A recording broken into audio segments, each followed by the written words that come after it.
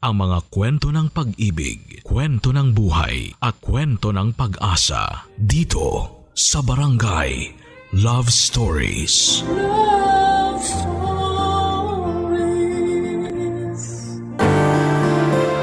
Ang pagsasakripisyo ay madalas nating ginagawa para sa ating pamilya dahil gusto nating mapanatiling buo at masaya kahit na nahihirapan tayo. Ikaw kabarangay, ano ang kaya mong isuko para sa pamilya mo?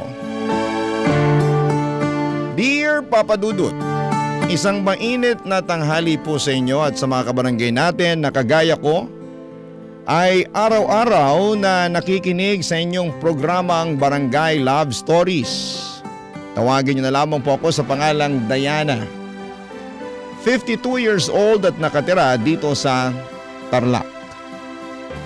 Nakilala ko si Marlon at naging boyfriend noong nasa college pa kami at nasa parehong choir group. Nasa third year naman kami nang mabuntis niya ako.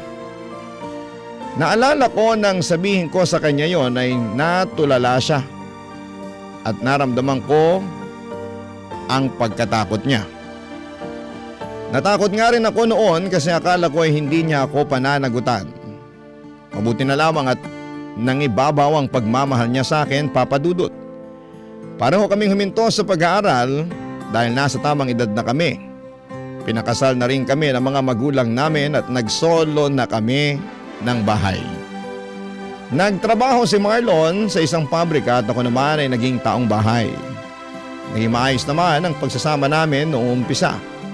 Nasundan pa nga ng dalawa ang anak namin ni Marlon, kaya lang ay may problema na paulit-ulit kaming kinakaharap noon, Papa Dudut.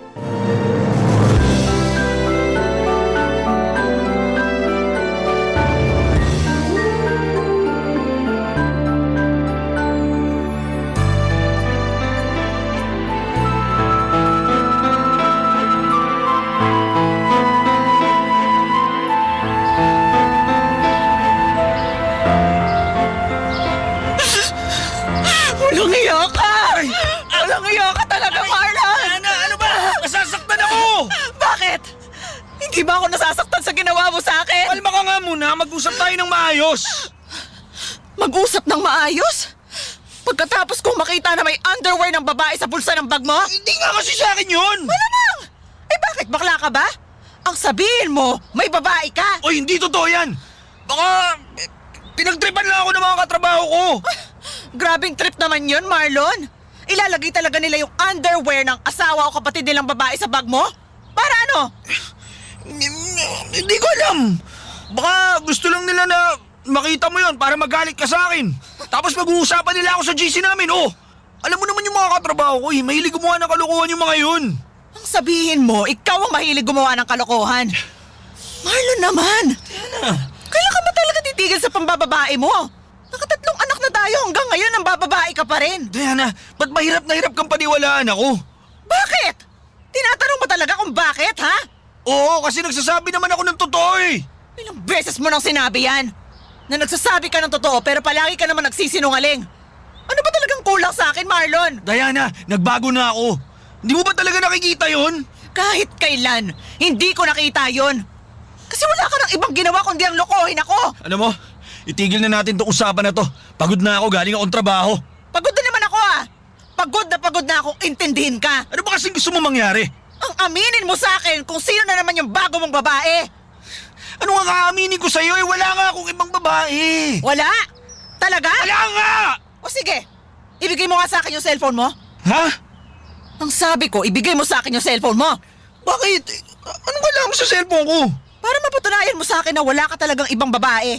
Ba't naman pati cellphone ko? Nadamay pa dyan sa pagiging paranoid mo. Dahil sigurado ako na nandyan sa cellphone mo yung mga kalokohan mo. Diana, wala nga kasi akong ginagawang kalukuhan. Eh bakit ayaw mo ipakita sa akin yung cellphone mo? Kasi nga... Kasi wala naman akong dapat na ipakita sa'yo sa cellphone ko. Oh, yan. Ibigay mo na lang kasi sa akin para tapos na yung usapang to. Sige, sige. Gusto mo makita yung cellphone ko? Oo! Talaga? Oo nga, kaya ibigay mo na sa akin yung cellphone mo, bilis! Eto, yan yung cellphone ko. Siguro naman matatahimik ka na ngayon na wala na ako cellphone. Ayan na. Oh, wasak na. Ang hirap kasi sa'yo, wala na nga akong ibang ginawa kundi magtrabaho. Puro bunganga pa yung sinasalubong mo sa akin pag uwi ko dito sa bahay. Buwisit na buhay talaga to. Diyan ka na nga! Papa Dudut, nasa college pa lamang kami, ilang beses ko nang nahuli na may ibang babae si Marlon. Naalala ko na noong bago niya ako mabuntis ay kakahuli ko lamang ulit sa kanya noon na may ginagawang kalokohan. Nililigawan niya ang isang member ng cheering squad kahit na kami pang dalawa, Papa Dudut. Kaya naman nakipag-break ako sa kanya noon, kaya lang ay nalaman ko nga na buntis ako. Nang mag-usap kami at ipaalam ko sa kanya ang tungkol sa pagbubuntis ko ay nagkasundo kaming magbalikan kahit na alam kong parang napilitan lamang siya noon. Iniisip ko nga kung dapat ba talaga naming ginawa yon. Alam ko kasi na pareho kaming hindi pa handa. Ganun pa man ay nasundan pa rin ang unang anak namin. At pagkatapos ng gabi ng pag-aaway namin ni Marlon, kung saan sinira niya ang cellphone niya ay nagkaayos din kaming dalawa. Alam ko ngayon pala, marami nang naiinis sa akin pero sigurado akong may mga nanay ding nakaka-relate sa akin. Yun nga lang ay mukhang may mga tao talaga na kahit kailan ay hindi na magbabago, Papa Dudut.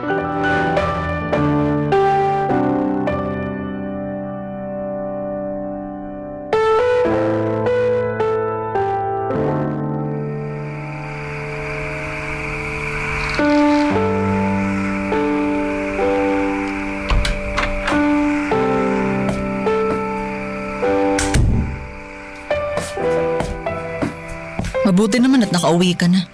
Anong hapunan natin? Bakit nagtatanong ka pa kung anong hapunan? Malamang kasi galing akong trabaho, nagugutom ako. Oh. Galing trabaho? Talaga? Diana, ano na naman ba to? Pagod ako ngayon, kaya pwede ba pagpahingahin mo muna ako? At saan ka naman napagod, ha? Sasabi ko lang, di ba? Galing akong trabaho, kaya malamang pagod ako. Marlon, tama na nga. Tama na. Ha? Ikaw ang tama na dyan sa kakabunganga mo sa akin, Diana. Ay, hindi naman ako magkakaganito kung hindi ka na naman nagbababae. Saan naman ba galing yan? Ikaw! Ikaw ang saan galing kanina. Sabihin mo na nga sa akin ang totoo para hindi na tayo nagtatalo dito. Sa trabaho nga! Wala naman ako ibang pupuntahan kundi Sa trabaho. motel kasama ng katrabaho mong babae? Saan mo na naman napulot yan, ha? Sino na naman nag-imbento ng chismis na yan? Hindi to chismis, Marlon. Dahil may nagpadala ng picture mo sa akin kung saan nakita niyang pumasok ko sa motel kasama ang isang babae. Hindi na kayo nahiya. Naka-uniform pa talaga kayo ng pangtrabaho niyo nang mag-check-in kayo doon? Diana, nagkamali ka lang ng tingin. Hindi ako yun. Sigurado ka? Ha? O ito, hindi ikaw tong nandito sa picture na to? Teka, sino nagpadala ng picture na yan, ha? Mahalaga pa ba yun? Grabe ka, Marlon. Ilang taon na tayo nagsasama pero hindi na natigil yung pambababae mo. Wala nangyari sa amin, Isabel. Nag-usap lang kami noon kaya kinailangan namin mag-check-in. Saka ano? Kumain ng pansit at pork chop sa loob ng motel? Ganun na nga. Marlon, pwede ba? Tanga ako na minahal kita pero wag mo naman akong harap-harapan na gawing tanga. Diana. Okay, Diana. Sorry, Diana. Magpapaliwanag ako. Hindi ba papaliwanag yung picture na yan, ha? May gusto ka pa ba talagang sabihin na kasinungalingan? Wala naman ako ibang minahal kundi ikaw lang, Diana. Wala akong Kaya ibang pa minahal. ulit-ulit mo akong niloloko. Kaya pa ulit-ulit mo akong sinasaktan kasi mahal mo ko. Grabe namang pagmamahal yan, Marlon. Sobrang sakit. Totoo kasi yung sinabi ko. Kaya nga kita pinakasalan, di ba? Kasi ikaw lang Kasi nabuntis mo ko. Yun lang naman ang dahilan eh. Huwag na tayo maglukuhan dito. Diana, please. Please, makinig ka muna sa akin. Ikaw ang makinig sa akin.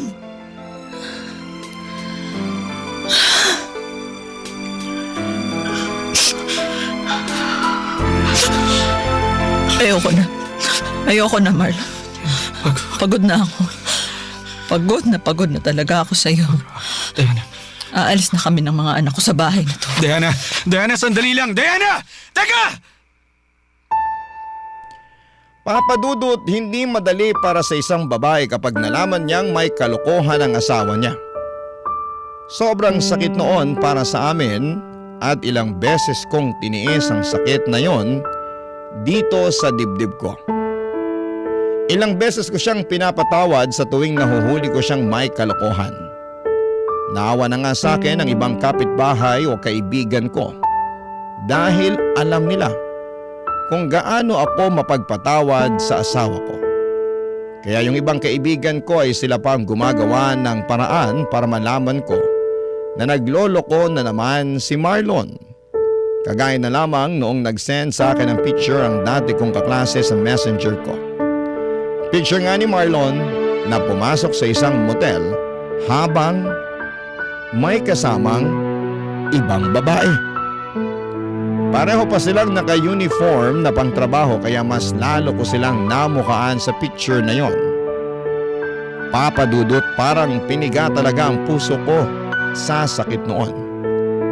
Ang hindi ko maintindihan ay bakit hindi pa rin namamanhid sa sakit ang dibdib ko. Bakit palaging may masakit sa nararamdaman ko sa tuwing nahuhuli ko ang asawa ko na nambababae? Pero nananatili ako. Barangay Love Stories. Barangay Love Stories. Papadudot ng gabi na yon ay nag-decide akong umalis na ng bahay kasama ang 3 anak namin. Hindi ko na kayang tiisin pa ang ilang beses na pambababae ni Marlon. Pakaramdam ko ay durog na ako sa ginagawa niya sa akin, Papadudot. Kasi kahit na ilang beses ko siyang patawarin ay hindi naman siya nagbabago. Ang dami ko na ngang kaibigan na tinakwil ako kasi napapagod na sila sa kakabigay nila ng payo sa akin. Mabuti na lamang yung nag-iisang kapatid ko na si Ate Irma. Kailanman ay hindi napagod na intindihin ako.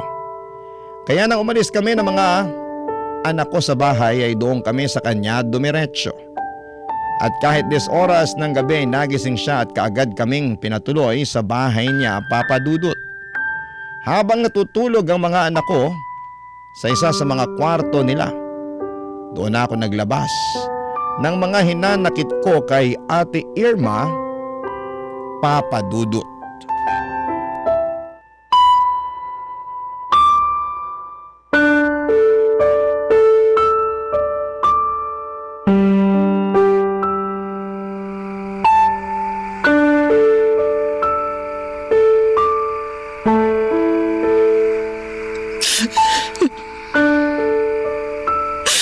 Hindi ko talaga maintindihan yung asawa ko, Ate Irma.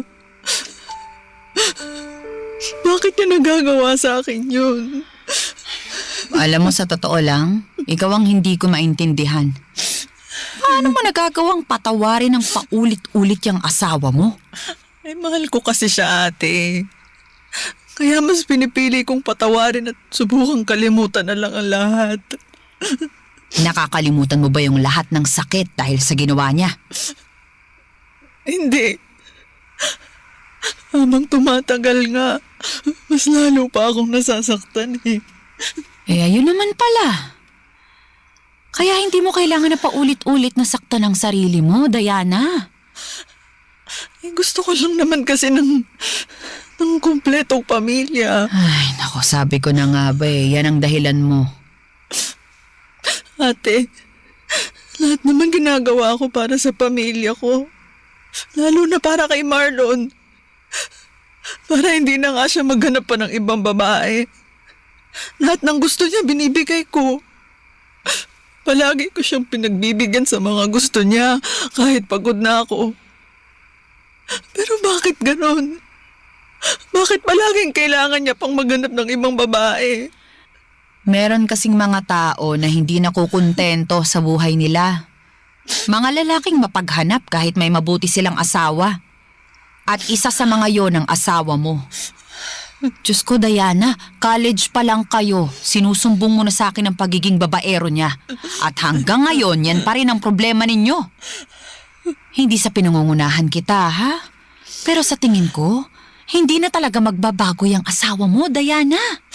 Pero mahal ko si Marlon, ate. Eh, mas dapat mong unahin na mahalin ang sarili mo. Hindi pwedeng palagi na lang si Marlon. Para yung mga bata kapag naghiwalay na kami. Ayokong bigyan sila ng sirang pamilya. Ayoko silang mahirapan, ate. Diana, nandito naman ako. Tutulungan kita na makapagsimula ulit. Sigurado naman ako nakakayanin mong suportahan ang mga anak mo kahit wala yang si Marlon sa buhay ninyo. Diana! Diana, alam ko nandiyan ka sa loob. Please, buksan mo tong pinto. Ayan na naman siya. Magpapaawa na naman yan sa'yo. Nakikiusap ako. Buksan mo tong pinto. Ate Irma, alam ko nandiyan si Diana sa loob. Ako na lang ang lalabas para sabihin sa kanya na hindi mo siya Ako kausap. na siya Ako nang makausap. kakausap kay Pakisabi, Marlon. kausapin niya ako. At ano ang sasabihin mo sa kanya? Ha? Diana! Alam ko nandiyan ka. Buksan mo naman tong pinto. Mag-usap tayo. Kahit para sa bata man lang. Sa mga anak natin. Diana! Huwag mong sabihin. Diana, kakasabi ko lang kanina na unahin mo naman sana ang sarili mo.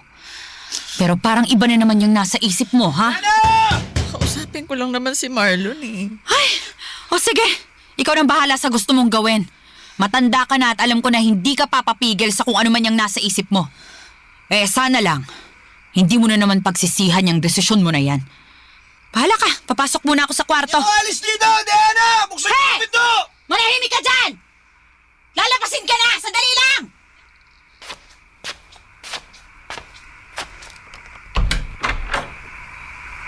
Sa wakas, salamat naman, pinagbuksan mo na ako. Ano ba kasing ginagawa mo dito? Diana, sorry na. Ha? Ayusin na natin to, kahit para sa mga anak lang natin. Patawarin mo na ako. Ayusin na natin tong problema natin. Ikaw ang umayos dyan, Marlon. Kasi ikaw lang naman ang nagpapagulo sa relasyon na to eh. Ikaw ang problema. Ilang beses na kitang pinatawad pero paulit-ulit mo lang ako niloloko. Diana, nagsisisi na talaga ako. Okay, ayusin ko na talaga yung sarili ko. Promise. Promise, huli na to. Huling beses na kitang sasaktan. Diana, nakikiusap ako sa'yo. Patawarin mo na ako. Mahal kita. At ikaw lang talaga ang mahal ko. Kaya umuwi na tayo. Halika na, umuwi na tayo sa bahay. Kasama ang mga anak natin.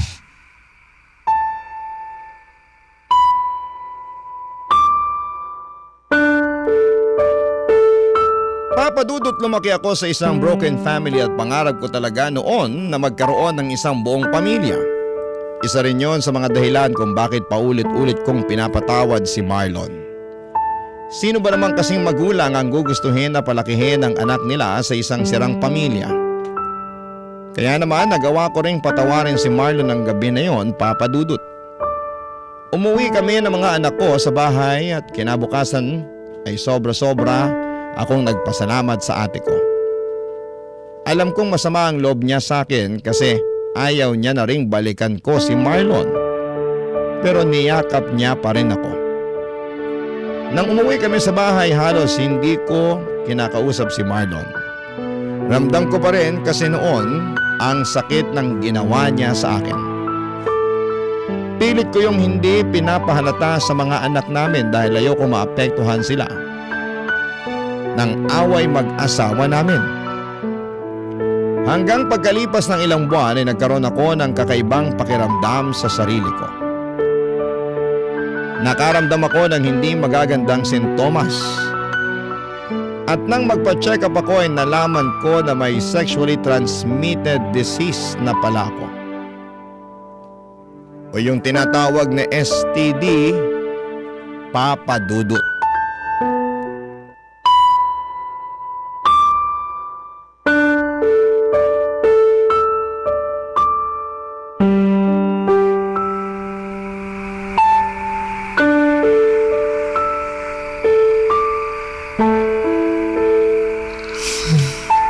Luto na tong sinaing. Magpiprito na ako ng galunggong para naman makapaghain na rin ako ng hapunan namin. Diana, nakapagluto ka na ba ng ulam natin? Ah, hindi pa. Oh, aga mo yatang nakauwi. Oo. Kasi wala masyadong overtime ngayon sa trabaho eh. Ano yung plastic na dala mo? Bumili ako ng lechong manok tsaka ice cream. May okasyon ba ngayon? Hindi mo pa naman sweldo ah. Bakit gumastos ka para dyan? Paborito kasi ito ng mga bata, di ba? Tsaka ang tagal na rin natin hindi nakakapag-ulam ng lechong manok. Kaya yun. Oo nga, pero hindi ka na dapat bumili pa niyan kasi dagdag gastos lang yan. Alam mo namang medyo nagtitipid tayo ngayon, di ba? May extra naman ako ngayon kasi panay overtime ko nung mga nakaraang linggo, di ba? Alam ko, pero iba pa rin yung ginagamit natin sa tama yung kinikita mo sa trabaho. Ginagamit naman natin sa tama kasi pagkain itong binili ko eh. Para sa inyo to ng mga anak natin. Tsaka, wag mo na isipin yung pambili para sa mga gamot mo. Nakasama na yun sa budget natin. Kaya rin ako madalas na nag-overtime. Para hindi ka mahirapan sa pagbabudget mo ng mga gastusin sa bahay. Kasama na yung mga gamot mo. Ay kung bakit naman kasi ang mahal ng mga niresetang gamot sa akin? Kailangan yon para mas gumaling ka kagad. Kagaya na nangyari sa akin noon. Gumaling kagad yung sakit ko dahil iniinom ko yung mga tamang gamot. Kumusta na ba yung pakiramdam mo sa katawan mo yun? Medyo nahihirapan pa rin akong umihi saka madalas pa rin na masakit yung puson ko. Pasensya ka na, Diana. Hindi ko kagad sinabi sa iyo yung tungkol sa sakit ko. Hindi ko naman nakalain na mahahawaan kita. Kasi madalas naman tayong gumagamit ng protection kapag may nangyayari sa atin. Pasensya na. Madalas pero hindi palagi. Yun na nga eh. Kasalanan ko talaga. Sorry. Ay wala naman na tayong magagawa kasi may sakit na rin ako.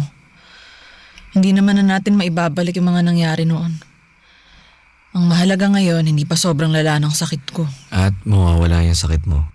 Kagaling ka rin kagad basta konting tiis-tiis lang, ha, Diana? Huwag mong isipin yung mga gagastusin natin sa lahat. Ako ang padre de pamilya, kaya responsibilidad ko kayo ng mga anak natin. Salamat, Marlon. Diana, ako dapat ang magpasalamat sa'yo.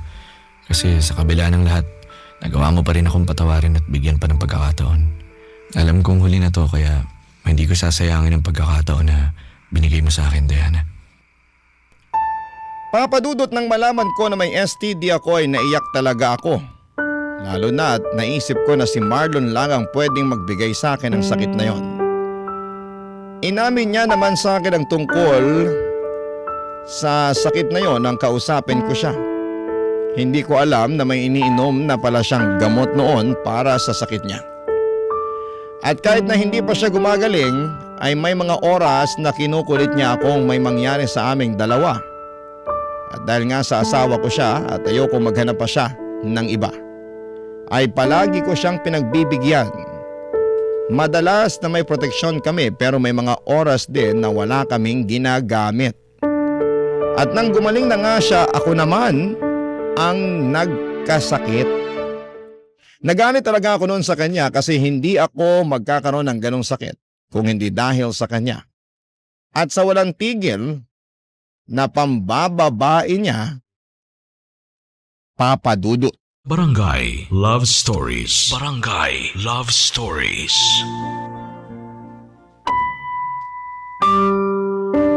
Papadudot, nakita ko naman ang pagsisisi kay Marlon mula nang malaman niyang nahawahan niya ako ng sakit niya. Umiiyak pa nga siya noon habang humihingi ng sorry sa akin. Pero nagsimula naman siyang bumawi sa akin at sa mga anak namin. May mga oras na maaga siyang umuwi para makipag-bonding sa mga anak namin. Naging maasikaso na rin siya sa akin kapag nasa bahay siya. At palagi niyang sinasabi na aayusin na niya ang pagsasama namin bilang pamilya. Kahit paano'y gumagaan ang pakiramdam ko noon, papadudot. Oo, naggalit ako dahil nahawahan niya ako ng sakit niya pero iniisip ko na lamang naging daan pa rin yon para magbago siya. Naging paraan yon para mas ma-realize ni Marlon kung gaano niya kami dapat mahalin ng mga anak niya, papadudot.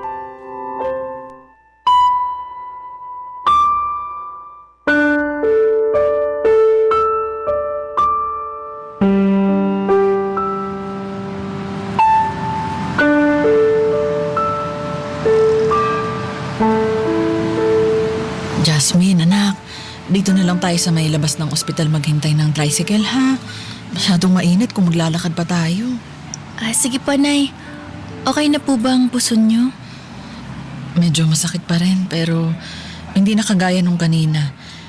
Mukhang umepekto na yung gamot na pinainom sa akin ng doktor bago tayo umalis sa klinik niya. Kinabahan nga po ako eh. Kasi akala ko po mako-confine kayo. Namumutla na po kasi kayo kanina, Nay. Pasensya na kung pinakaba kita, ha?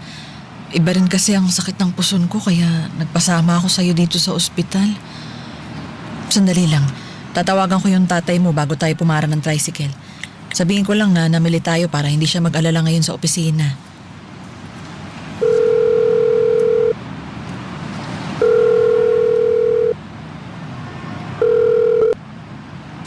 Hello, Marlon? Oh, Diana, napatawag ka. Sabihin ko lang na pauwi na kami ni Jasmine. Oh, lumabas pala kayo? Oo, namili lang ng lulutuin para sa hapunan natin mamaya. Maaga ka bang uuwi? Nako, hindi. Tambak na naman kasi trabaho namin ngayon kaya may overtime kami. Ah, ganun ba? Sige, ayos lang. Ipagtatabi na lang kita ng ulam na lulutuin ko mamaya. Okay, sige, salamat. Ibababa ko na rin itong tawag kasi madami pa akong kailangan tapusin. Sige, bye. May overtime na naman pala yung tatay mo. Mukhang masarap pa naman yung lulutuin yung ulam mamaya, Nay. Masarap talaga kasi paborito mong igado ang lulutuin ko. Papapadami na naman po ako ng kain ko dito, Nay. Damihan mo talaga ang kain. Nang tumaba-taba ka naman. Ay naku, wala yata masyadong dumadaan na tricycle dito. Mabuti pa maglakad tayo papunta dun sa kabilang waiting shed. Kasi parang mas dumadaan yung mga sasakyan dun. Sige po, Nay. Tara po. Grabe, Nay. Excited na po ako sa hapunan natin mamaya. Ang tagal niyo na po kasing hindi nagluluto ng igado eh. Palagi kasing gulay ang request ng tatay mo. Kasi mahilig siya dun. Sa mga susunod na araw, hayaan mo, dadalasan ko ang pagkakaranin natin. Naku, Nay. Tataba na naman po ako nito. Nay? Si tatay po ba yun? Ha? Nasaan? Ayun po. Ayun. Malapit sa may tindahan na may punong mangga dun sa katapat. Parang hindi naman tatay mo yun kasi nasa trabaho siya ngayon, di ba? Hindi po, Nay. Si tatay po yun eh. Sandali. Sino po yung kasama niyang babae at hawak niya pa po yung kamay tapos... Anak, doon na lang tayo sa kabilang waiting shed mag-abang ng tricycle, ha? Masyado palang mainit dito. Nay, hindi po ba natin lalapitan si tatay? Anak, umuwi na tayo. Halika na. Pero, Nay... Tara na, Jasmine. Umuwi na tayo. Huwag nang matigas ang ulo, ha? Halika na. Papadudot nang ituro ni Jasmine ang lalaking tinutukoy niya, alam ko noon na si Marlon ang nakita namin. Kahit nakatalikod siya, kahit na hindi siya nakasuot ng uniform na pangtrabaho, kilalang kilala ko ang hulma ng katawan niya at ang estilo ng buhok niya. At habang nagpipigil ako ng mga luha ay pinilit kong maging masaya nung pag-uwi namin ni Jasmine. Alam ko namang alam niya ang katotohanan at nararamdaman ko pero ayoko talaga na maapektuhan sila na mga anak ko sa kung anuman ang kalokohang ginagawa ng asawa ko. Kaya hanggang sa bahay ay pinilit kong maging normal ang ngiti at mga kilos ko sa harapan ng mga anak ko.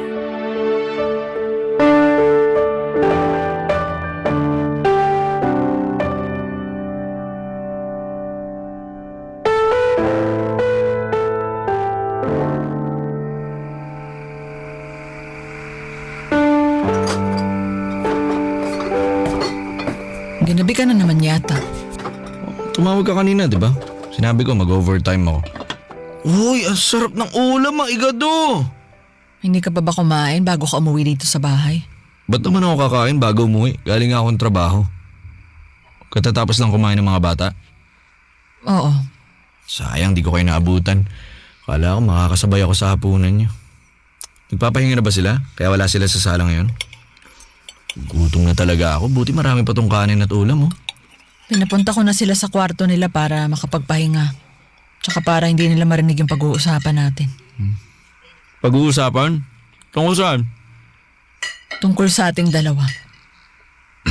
Teka, hindi ko maintindihan. Anong ibig mong sabihin, Diana? Marlon, ayoko na. Ayoko na talaga. Maghiwalay na tayo. Diana, ano na naman ba to? Akala ko ba okay na tayo? Anong drama na naman to? Hindi ako nagdadrama. Seryoso ako. Ayoko na talaga. Hindi ko na kaya. Pero bakit nga? Ano na naman bang ginawa ko? Ang kapal din naman talaga ng mukha mong tanungin yan, Marlon. Oo, kasi wala naman akong kahit na anong ginagawang masama. Grabe. Hanggang ngayon sinungaling ka pa rin. At kahit kailan hindi ka na talaga magbabago. Diretsuhin mo na lang kasi ako, Diana. Ano ba talagang problema at nagkakaganyan ka na naman? Kasi hindi ko nga maintindihan. Nakita ka namin ng anak mo kanina. May kasama kang ibang babae at hawak-hawak pa ba yung kamay niya? Ano? Hindi ka na naman makasagot agad? Kasi nag-iisip ka na naman ng bagong kasinungalingan? Diana, ano kasi yun? Huhulaan ko. Natukso ka na naman. Ikaw na naman ang nilandi kaya bumigay ka lang. Ay, grabe ka, Marlon. Ang kapal talaga ng mukha mo. Hinayaan mo pa talagang makita ng anak mo yung kalokohang ginagawa mo? Hindi ko naman alam na nandun kayo eh. O bakit? Anong gagawin mo kung alam mong nandun kami ni Jasmine? Sa ibang lugar kayo maglalandian? Yung mas malayo pa? Yung mas tago? Ganyan na ba talaga katigas ang puso mo? Diana, alam mo namang ikaw lang yung mahal ko, di ba? Kaya pa ulit-ulit mo kung ginagawang tanga kasi ako yung mahal mo. Hindi ka na talaga nakonsensya, no? Pagkatapos mo akong bigyan ng sakit, lolokohin mo pa rin ako. Diana, please. Yung nakita nyo kanina, wala lang yun. Pampalibas ko lang ng oras yun. Pamparaos lang yun. Kasi ikaw talaga yung mahal ko. Ayoko mawala ka sa akin, Diana. Ayoko mawala kayo ng mga bata. Please, maniwala ka sa akin. Diana, sorry talaga. Sorry. Ay, sorry talaga. At sorry din, Marlon. Kasi hindi ko na talaga kayang tiisin lahat ng to. Hindi na kita kayang tiisin. Naimpake ko na yung mga gamit namin. Hinihintay ko na lang si Ate Irma na sunduin kami dito. At huwag ka nang mag-aksaya ng oras na pigilan kami. Kasi buong-buo na yung desisyon ko ngayon. Aalis na kami ng mga anak ko sa bahay na to.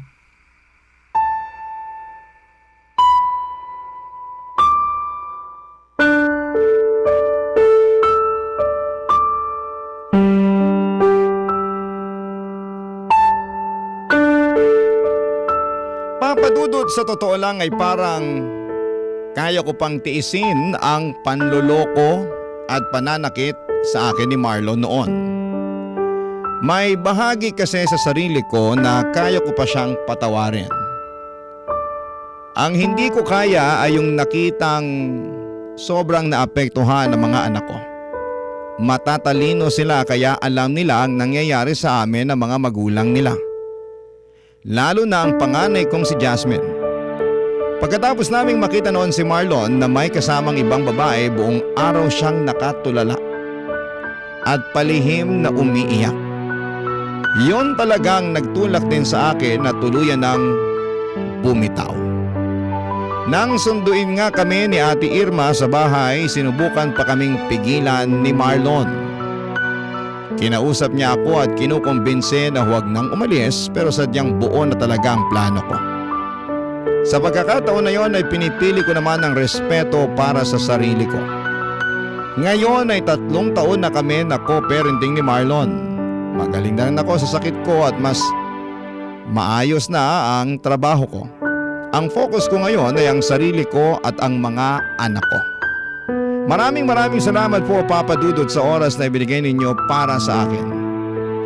Naway nakapag-iwan po ng aral at inspirasyon ang kwento ng buhay ko para sa mga kabarangay na nakikinig ngayon. Ang inyong forever kapuso at kabarangay, Diana. O ikaw, kabarangay, kumukulo rin ba dugo mo? Pwede kang mag-iwan ng comment sa ating comment section.